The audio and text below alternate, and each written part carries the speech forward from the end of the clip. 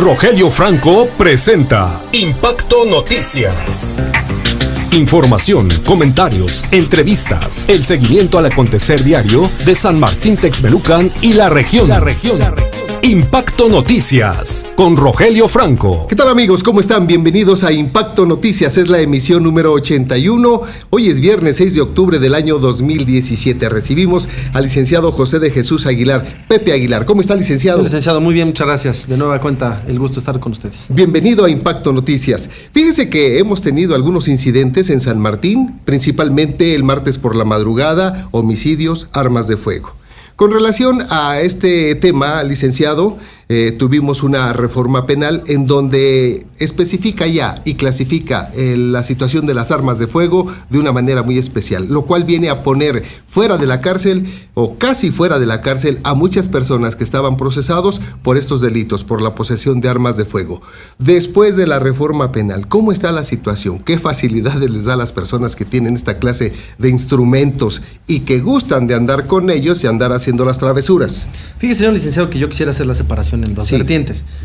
Primero, recordar que México era el único país o de los últimos países en Latinoamérica en contar con un sistema inquisitorio escrito. Ajá. Tuvimos que transitar a un sistema oral y acusatorio por una exigencia internacional. Esa es la realidad. Así es. Desafortunadamente, bueno, este sistema finalmente aplicado o reformado en la Constitución desde el 2008 entró en vigor 8 años después, apenas el año pasado, en la generalidad o en la mayoría del país, y efectivamente es un mecanismo que debe ser perfectible o es perfectible. Así es. Ahora, efectivamente, la Constitución establece un catálogo mínimo de delitos que hoy se denominan delitos de persecución oficiosa o de prisión preventiva, mejor dicho, de prisión preventiva oficiosa, que son solamente secuestro, homicidio, delincuencia organizada y algún otro que por ahí está en el catálogo.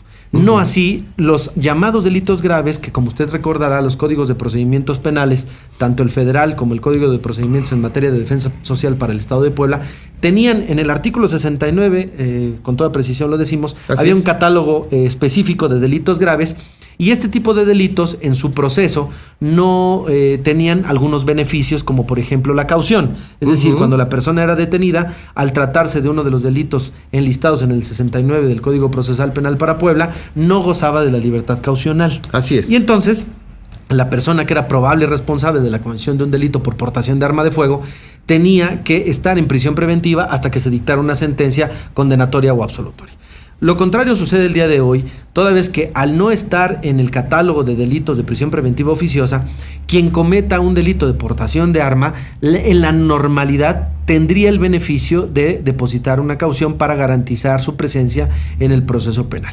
La Ley Federal de Armas de Fuego y Explosivos sigue existiendo y sigue finalmente rigiendo aquellas armas que son de uso exclusivo del Ejército y las Fuerzas Armadas, es decir, ahí es precisamente la tipificación del delito. Ahora, eso por una parte. Por la otra, el hecho de que se diga que la reforma permitió la salida de personas que habían sido procesadas por estos delitos no es del todo exacta. Explico por qué, señor licenciado.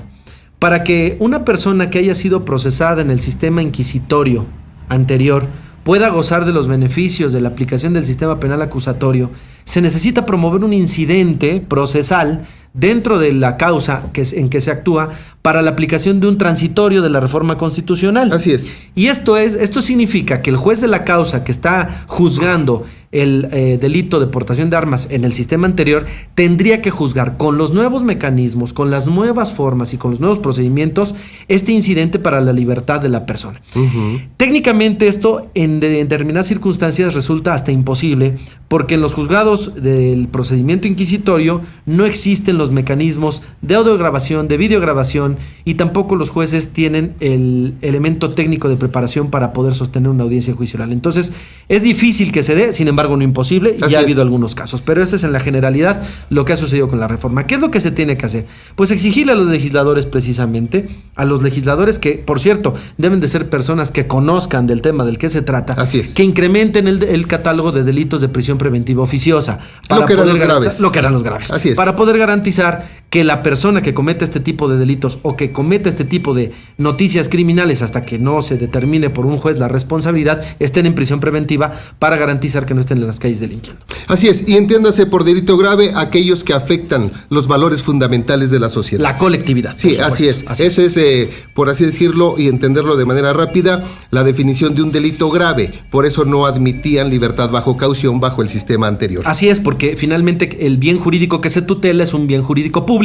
Así es el bien jurídico de la colectividad y por eso el Estado tenía que garantizar la presencia en el Estado en prisión preventiva oficiosa. Así es. Bien, licenciado, pues cada uno de los casos que podemos conocer de personas que están en circunstancias así son casos totalmente diferentes. Claro, por supuesto. De lo cual, como decimos, sí y no los pone fuera de la cárcel con el nuevo sistema penal. Así es. Entonces, cada uno es juzgado de manera individual. No todos son igualitos los delitos, ni como las circunstancias como delinquieron. Sí, por supuesto, recuerden ustedes que la analogía y la mayoría de razón están prohibidas en materia penal. Cada caso en lo particular debe ser juzgado y sentenciado en lo particular, como usted bien dice, de acuerdo a las peculiaridades y particularidades de cada caso. Claro, y la sanción debe ser exactamente aplicable al caso de que se trata. Al caso en concreto. Bien, licenciado, hay aspiraciones de parte de la situación política. ¿Cómo está su situación? ¿Cómo es la aspiración? ¿Qué es lo que pasa? ¿Qué es lo que se hace? ¿Cómo está pues el rating político para Pepe Aguilar? Señor licenciado, vamos a esperar los tiempos correctos, los tiempos en donde la autoridad electoral va a determinar el inicio del proceso electoral. El proceso electoral local comienza, a diferencia del federal que ya inició, comienza en diciembre, pero sí se vale decir que queremos una región y un distrito con mucho mayores oportunidades, con mucho mayor desarrollo y sobre todo con conocimiento de causa de lo que se va a hacer. Sí es necesario decir que los 4 municipios que componen ahora este distrito local, San Martín Texmelucan, San Matías Tlalancaleca, San Salvador del Verde y San Martín Texmelucan, son los que ahora conforman el 7º distrito local. Y es precisamente la preocupación de un servidor respecto de estos municipios, respecto de esta región y respecto de este distrito electoral, en donde estamos encaminando los esfuerzos, estamos llevando pláticas con muchos amigos en el distrito local, en los 4 municipios, recabando la preocupación y pues las penurias que están pasando todos los habitantes de este distrito, y desde luego que nosotros ya traemos propuestas muy concretas, algunas de ellas incluso ya las hicimos llegar a la autoridad competente, pero desde luego que aspiramos a una mejor región, a un mejor desarrollo y a una mejor estabilidad social para todo el distrito. Licenciado, de acuerdo a su punto de vista, características que deben tener las personas que aspiran a este cargo, a un cargo de diputado por este distrito.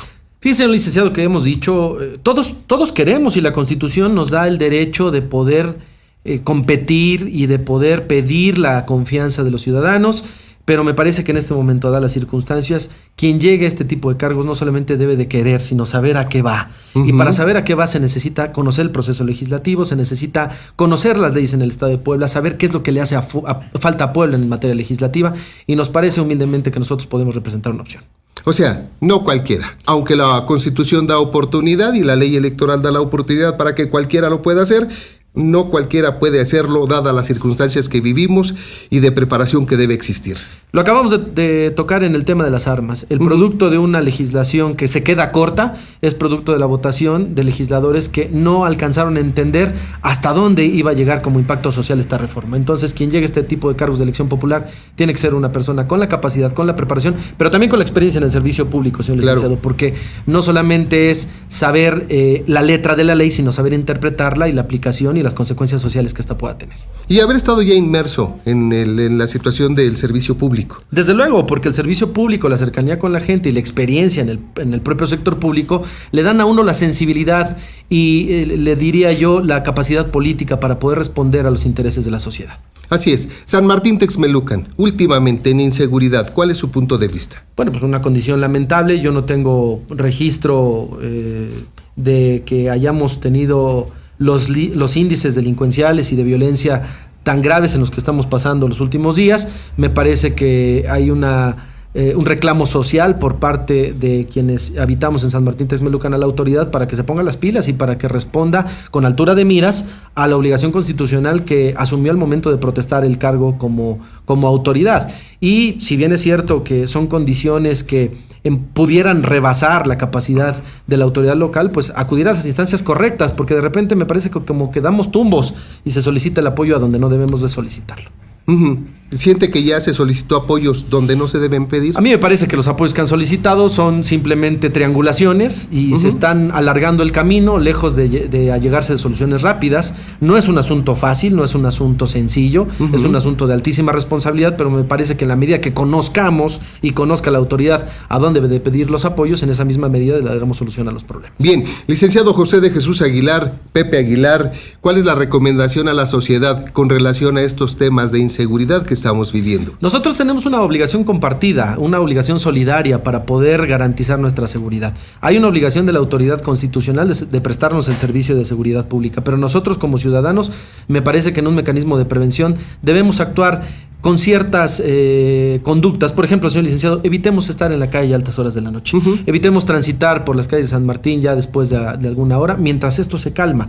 Tengamos comunicación con nuestros seres queridos, no perdamos comunicación, sepamos a dónde van, con quién están, y en la medida que tengamos esa cercanía y esa empatía, y sobre todo lo que me preocupa y que lo he venido diciendo, el conocer a nuestro vecino, el saludarlo, el decirle buenos días, el saber quién es y el estar preocupados por nuestro entorno en lo corto, nos dará mucha mayor capacidad de respuesta ante una eventualidad.